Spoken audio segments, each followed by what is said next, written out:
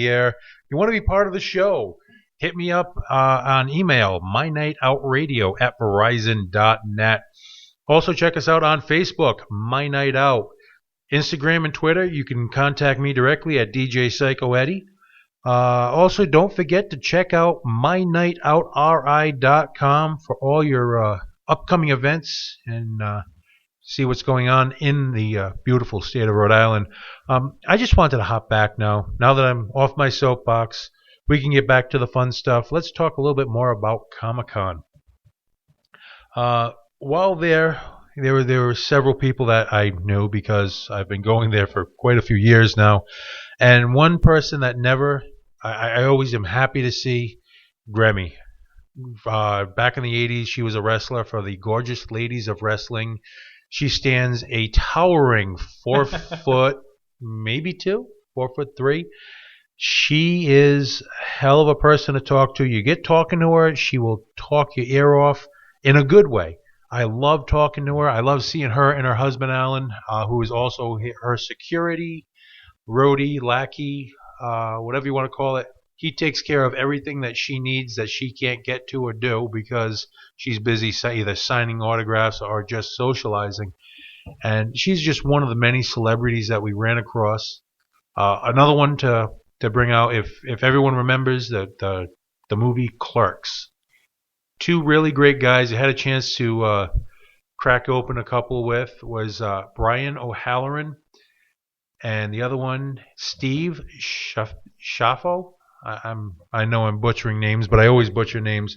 But again, thank you to Lena and Michelle, because if it was just me, I don't think they would have been talking to me. But because Lena and Michelle were there, they were a little more forthcoming and having a conversation with us. But definitely people you want to check out. They do have a lot of interesting things coming up. Another person, a local person, my friend Todd from Down City Armory. Well, he's got a new project in the works. The name of the band is Desk. He gave me some music to listen to. Unfortunately, when he gave me the music, he told me not to share it. It's not done yet. So it's killing me. I'm looking at it right now on the laptop. I can easily press play, but I'm just going to leave that as a teaser. And with Todd was interesting because he did something that I did. I brought my mom. That's right. Everyone thought I was joking. Even Tony thought I was joking. Well, because in the same sentence you said, "Oh, we're going to have some Rhode Island Free Radio ladies," and then you said, "I'm bringing my mom." I didn't know if the two are related. We're going for a different demographic. Well, at 74 years old, she had never been to a Comic-Con, and it was on her bucket list. And at 74, she's a little bit closer to the end of that bucket list than I am. So I took my mom on Friday.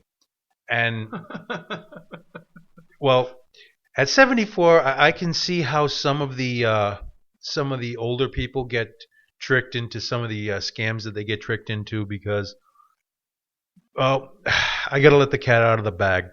There was a guy that dressed up like Mr. Spock. You probably saw him. He was probably the only person there eye level with you, Tony. He looked like a young Spock. You know, the first generation of Star Trek when it was still on TV before they started doing the movies. And he was very tall. He had the voice. He had the look. He even had the little pointy Vulcan ears going on. And my mom comes running up to me telling me, "Leonard Nimoy's here." I don't think that's possible, Ma. No, he's here. I just talked to him. Yeah, Ma, I'm thinking this is not possible. Well, she was adamant. She just talked to Leonard Nimoy, and I got to go up there and take a picture with him. Why don't you take a picture with him? Well, I don't have a good camera phone. You do. Okay, so let's go for a walk. And as we're walking up the stairs, I have to hit Wikipedia. And after we talked to the guy for a few seconds, and he was a really nice guy. Another one that stays in character, was a complete gentleman, was actually fun to talk to. Did he also try to sell her a reverse mortgage? No, but Henry Winkler was there. Well, as we're walking away, she's telling me, "See, I told you it was Leonard Nimoy." I had to show her where Leonard Nimoy had died in February of this year. God rest him, but I don't know how else to have broken it to her. I was like, "Here, Ma, read this, and I'll be over here if you need a hug or something." But she was adamant about that. I gotta say, speaking of mature women, I dream of Jeannie. Probably yes. old enough to be my grandmother or my great-grandmother. Fine-looking woman. I think the term is GMILF or GILF, depending on how you hyphenate that. Yeah, she was amazing for her age. She was absolutely amazing. And of course, I'm saying this with my wife sitting right next to me, so the hairy eyeballs that I'm getting. Did the microphone pick that up? My wife just told me if I think I could get it, go for it. No, she lives in California, and I'm pretty sure she doesn't want to support a chubby clown. But are you familiar with the term menage a trois?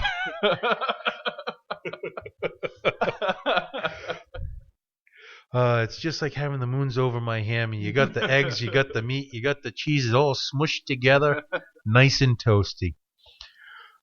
Fortunately, not too many people get that inside joke. She is squirming right now in that chair. Yes, like I said, Henry Winkler was there. If you go on to the My Night Out Radio Facebook, and I think also on the RI Free Radio Facebook page, I posted a bunch of pictures up there. And as Tony had brought out onto a little bit earlier, I was actually in The Love Bug. That's right, Herbie. It was not the original. I think the original is somewhere stuffed on this back lot of Disney somewhere. But a guy out in Tiverton had a unbelievable remake of it. He had the car fully restored, right down to the convertible top, and it was beautiful. I'm usually a fan of bigger V8 type vehicles because that's what usually can only tote me around. But we worked out a deal because he has a son who is terrified of clowns, who tortures his brother who is terrified of dolls. I don't know what's going on in Tiverton, but healthy family. Yeah. I didn't want to pry too much into how much his therapy bills were. So he basically asked me to do like a 2-minute, 3-minute video terrorizing one son because he was terrorizing his other son. And for my efforts, I got about 3 or 4 good pictures sitting in the Love Bug. When I put it on, it was actually quite comfortable. It was kind of restrictive, but then again, so isn't everything that small that I put on.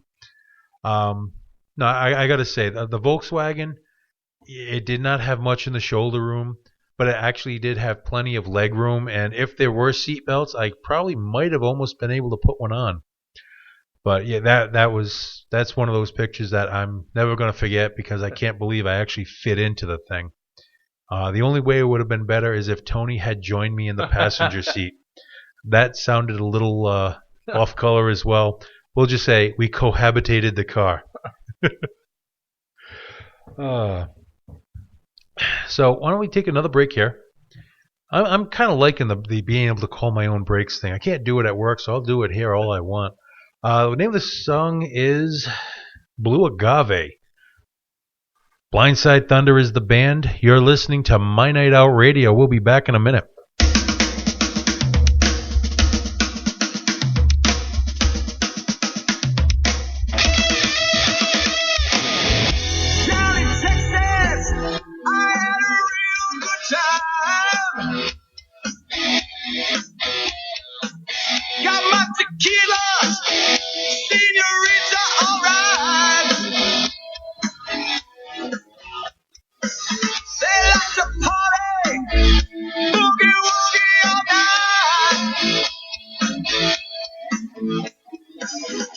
Down in Texas, I had a real good time.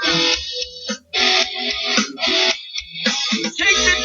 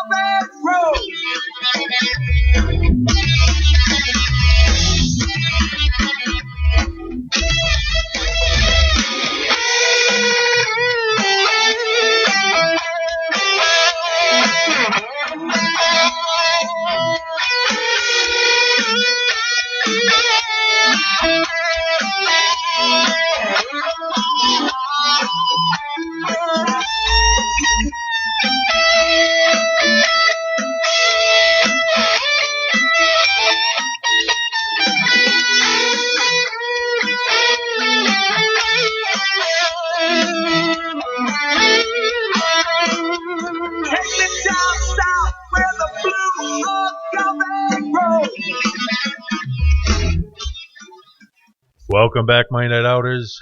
That was Blindside Thunder, Blue Agave. Now, all night long I've been on my soapbox about community activism. We've talked about Comic-Con. One thing I haven't done in quite a while, actually, is tell you about some upcoming events. One of the events I'm actually going to talk about is, well, going on right now. It's the Black Sheep Entertainment presents the Metal Fest 2, Providence Metal Fest 2. That's going on right now at Fett Music Hall. If you're listening, well, obviously you're not there because you can hear what I'm saying. Black Sheep's been doing this in some form or another for, well, that's the second one, but they've been putting on some awesome shows lately, and they've been getting in some real big names. There's definitely a promoter you definitely want to keep an eye on. Couple other things coming up. Well, again tonight, later on tonight, we have Funny at the Firehouse. Firehouse 13 in Providence. They're starting to do a comedy series on Sundays, starting at 8 o'clock. You might want to get down there if you're looking to get a little laugh before the dreaded Monday morning blues. You definitely want to take a strut down there and check them out. Then on Tuesday, November 17th, our very own Tony Jones and the Cretin 3, excuse me, Thunderbug, Michael Graham, and Lude Waiters at the AS220. Tony, you want to weigh in on this one a little? Well, it's our return to AS220. It's a Tuesday night, great local music, and you and I were just at AS220 the other day for a very informative meeting. AS220 is great. You know, it's they've been around for as long as I can remember, and you know, it's a great low